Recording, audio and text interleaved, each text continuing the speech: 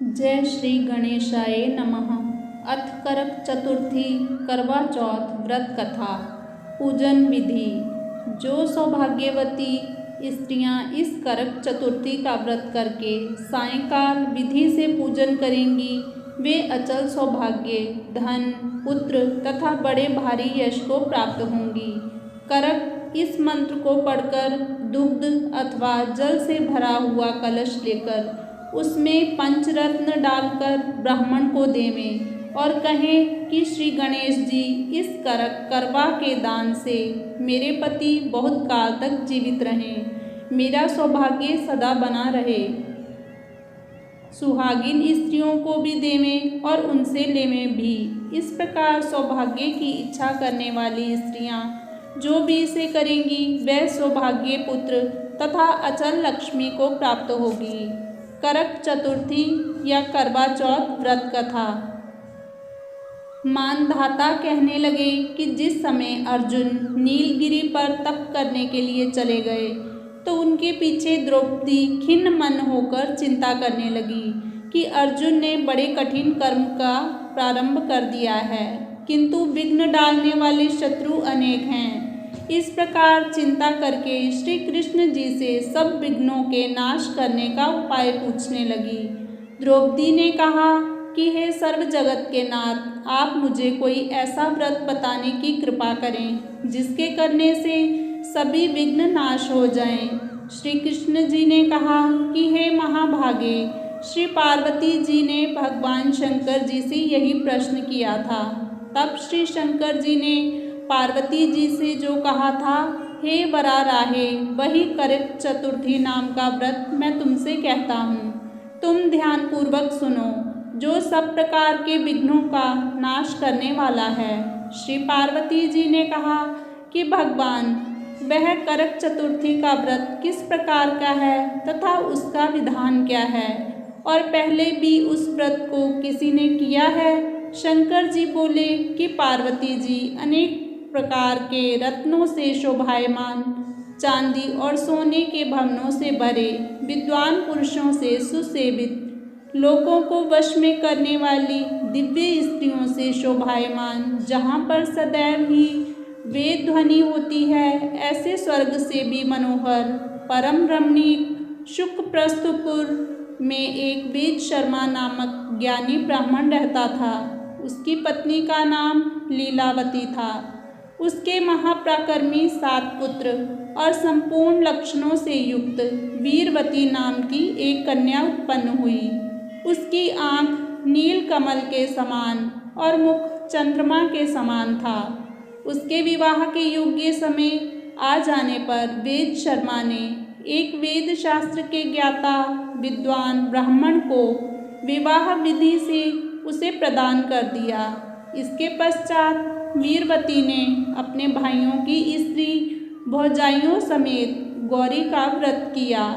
फिर कार्तिक कृष्ण चतुर्थी के दिन व्रतोपवास कर सायंकाल में स्नान कर सबने भक्ति भाव से वट वृक्ष का चित्र बनाकर उसके नीचे शंकर जी, गणेश जी और स्वामी कार्तिकेय के साथ पार्वती जी का चित्र बनाया और ओम नमः शिवाय इस मंत्र से गंध, पुष्प, अक्षत आदि से गौरी का पूजन किया। फिर शिव जी, गणेश जी तथा षडानन का अलग अलग पूजन करती हुई पकवान, अक्षत तथा दीपक से युक्त 10 करवा और गेहूं के पिशान और गुड़ के बने हुए पकवान तथा और भी अनेक प्रकार के फल आदि भोज्य पदार्थों को अर्पण करके अर्घ्य देने के लिए चंद्रोदय की प्रतीक्षा करने लगी। इसी बीच में वह वीरवती बाला भूख प्यास की पीड़ा से मूर्छित होकर पृथ्वी पर गिर पड़ी। तब उसके सब भाई बांधव रुदव करने लगे। फिर वीरवती का मुख धोकर पंखे से हवा करके उसको ढांढस बंधाने लगे कि अब चंद्रमय उदय होने वाला ही है। उसका भाई चिंतायुक्त होकर एक महान वट वृक्ष पर चढ़ गया।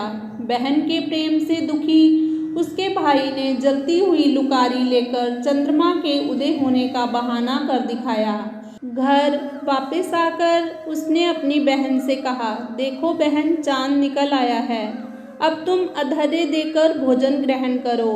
वीरवती ने अपनी भाभियों से कहा, देखो चाँद निकल आया है, आप लोग भी अधर्य देकर भोजन ग्रहण कर लो।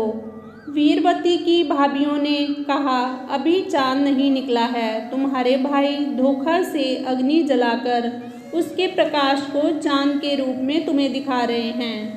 वीरावती ने अपनी भाभियों की बात को अनसुनी करते हुए भाइयों द्वारा दिखाए गए चाँद को अधर्य देकर भोजन कर लिया।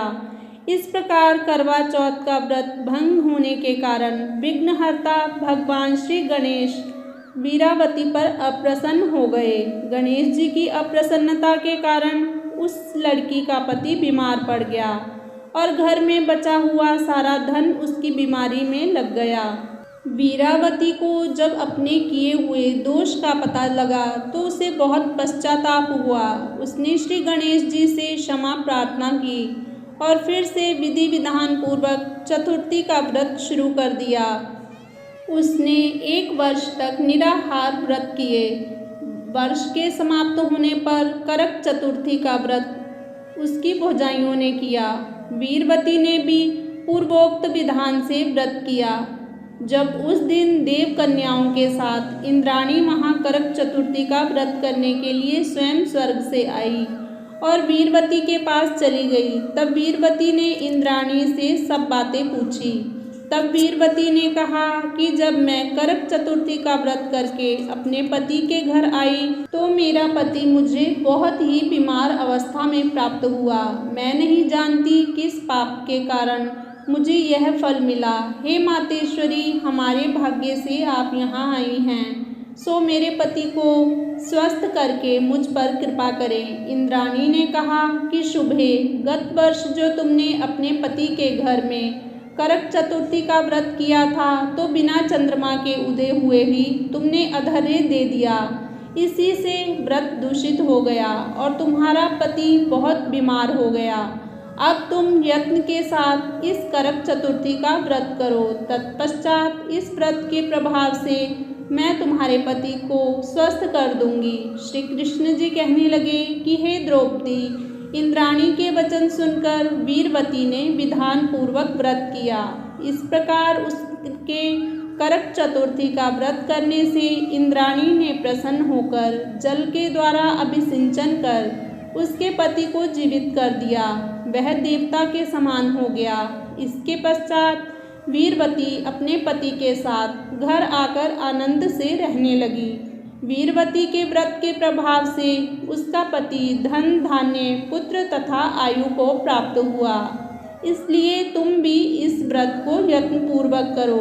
सूत जी कहने लगे कि हे ऋषियों, इस प्रकार श्री कृष्ण जी के वचनों को सुनकर द्रौपदी ने इस करवा चौथ के व्रत को किया, जिसके प्रभाव से संग्राम में कौरवों को जीतकर अतुलनीय राज्य को प्राप्त किया, जिससे उनका सब दुख जाता रहा।